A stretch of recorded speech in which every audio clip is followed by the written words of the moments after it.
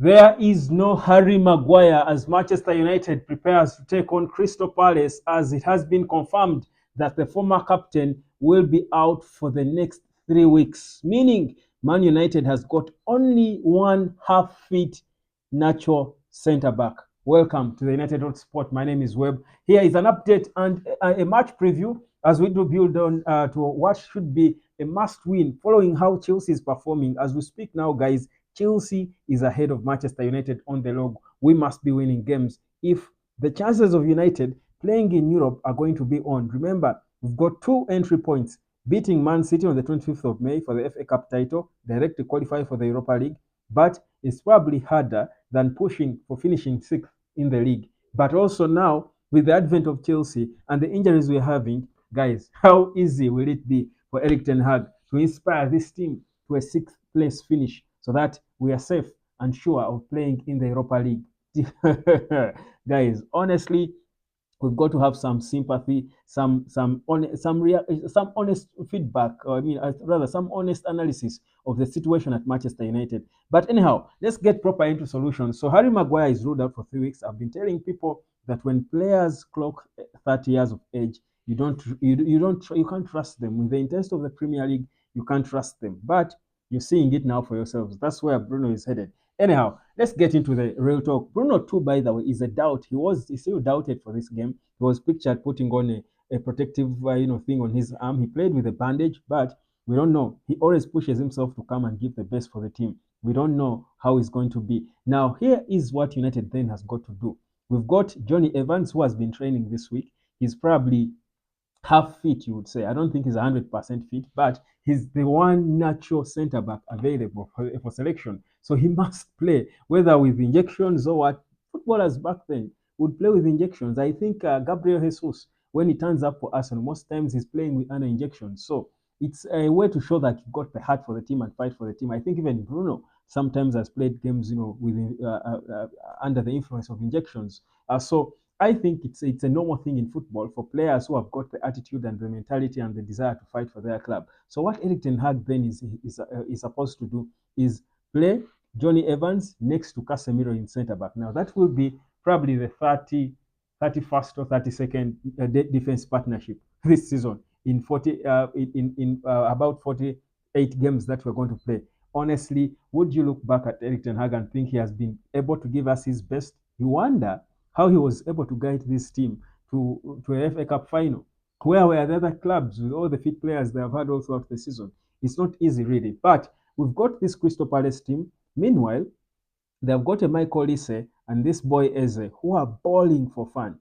We've got to contain them. They will stretch that defense properly. The beauty with this defensive partnership of Johnny Evans and Casemiro is the experience. Whereas Casemiro is not a natural centre back, he's experienced as a player. That he knows what to do. He'll be smart. The only thing is being beaten for pace, meaning the players ahead of them have got to cover them. But then the players ahead of them are Christian Eriksen. Mm-hmm. It's probably Christian Eriksen who is going to be starting.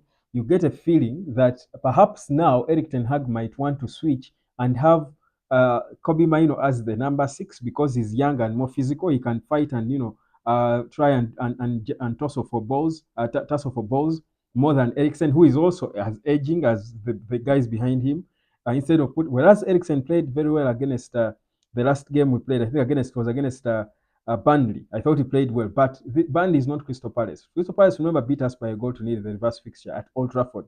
We are now going to the Selhurst Park in London. It will be a different atmosphere with these two extremely exciting, high-flying, guys in Eze and Michael Olise, who is linked with Man United. Honestly, I think it will be a different, approach that Eric Ten Hag wants to rock. Whereas he doesn't want to play cautious and play two holding midfielders. This is one of the games I'm thinking.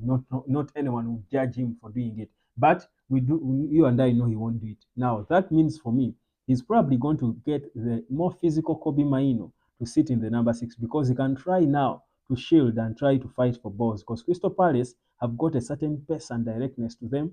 They have got proper ball players, so they are certainly going to stretch us, in ways. So probably in my probable starting 11, I would put Maino where Ericsson is, then push Ericsson to play close to. Bruno Fernandes in the event that Bruno Fernandes is fit, because there is a possibility that Bruno might not as well pass the late fitness test and he will be arrested, meaning then things will change. Perhaps Eriksen will be pushed advanced, or I don't know. The options are limited. The options then, does Ahmad then slide in there and come play probably as a 10 because he can play there. We know he can play as a 10. It's a whole difficult situation for Eric Ten Hag, in all fairness. And we are taking on a team that may not be above us on the log, but they beat us. They are one of the teams that beat us already this season, but they have got talent, immense talent in this team that we know certainly on any day can come out there and give us headache. So it's going to be a very difficult game for Manchester United. It's going to be a difficult one for Manchester United, but it's also an opportunity for us to focus now more on this Michael Olise and see what he can do. If he's of course starts the game, if he has scored critical goals for Crystal Palace, 7 goals and 4 assists. He has been involved in this season already. He's a hot player wanted by Man United and so many other clubs. So this is an opportunity for him to come. He will be psyched up to show that indeed he's worth of a club like Man United. He has supported Man United as a player.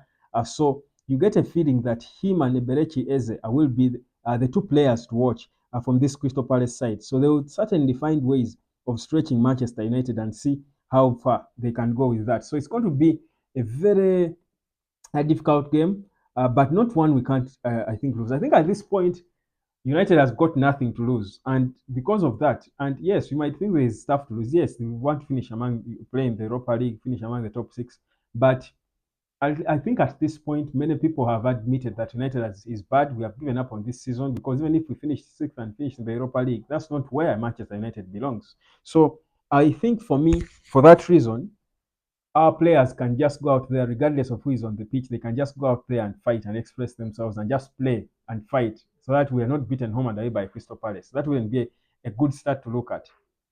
For me, that's the whole that's the only thing I think we need to do. I think just go out there, never mind who is at the back. We know at least we've got experience in the central defense. We've got experience in the middle in the event that Bruno is also fit and available. So we've got physique and technique in the middle. Let's just go out there and play football, express ourselves, enjoy ourselves. We should be able to give this Crystal Palace team a good show, a good run for their money, even if they are playing at home. Otherwise, if we go and take the same lackluster approach we keep taking in recent games, we will be beaten and battered, obliterated. And after the game, in our match reaction, people will again go back to calling for the head of these players. I'm sure by this point, most of these players should be tired of us calling for their heads almost after every other game. I think these players need to put on a fight. And you see, in such a situation, we are fighting for something. The psyche should be natural because these players want to play in Europe. It will be extremely shameful if Manchester United does not play in Europe, yet we have two opportunities to do so. The FA Cup final on the 25th of May is probably the harder, the harder route. But we can ably, as United, go on to win the remaining games, including this Crystal Palace game, regardless which players are available and fit. So no Maguire, no problems. We are used to this. We are used to this. This is nothing new. We probably expected it. I said it in one of my recent videos that I didn't honestly think that United was going to have a full squad. I knew someone, again, we can predict this lately, that an injury is about to show up, to turn up at some point. This is what United is all about lately. It's perhaps people call it a curse. Eric Ten Hag said it's called it a curse at some point. Then he said it's bad luck. When Gary Neville tried to ask him what the issue could be, whatever it is, we still have got to play the games, and we should be beating teams like Crystal Palace, who injured us in the reverse fixture at Old Trafford. We need to revenge and then prepare for Arsenal, who will come on the 11th of May, so that we properly spoil the party for them. Yeah, so that's it. That's the team news. So that's my probable starting 11. In the event that Bruno is available, I think he will start, obviously. But a backline, Johnny Evans, who is not 100%, Casemiro, Diogo Dalot on the right, Aaron Wan-Bissaka on the left. Kobe Maino, I think, should sit in place of Eriksen. Eriksen plays a little advanced because Maino is more physical and he's a better, tackler, falls into balls. He can slow down these high-flying Ezes and Michael Olise as it goes wise as they try to keep switching sides and stuff like that. Then Hoyland up top, Antony should be starting. I think he has warranted a start for himself. And of course, Alejandro Garnacho. My prediction of the game, I think United should be able to get at least a point. The worst for me should be a draw for Manchester United. Never mind the lack of natural defenders in their natural positions. My name is Webb. Subscribe to the United Hotspot. I'll catch you later.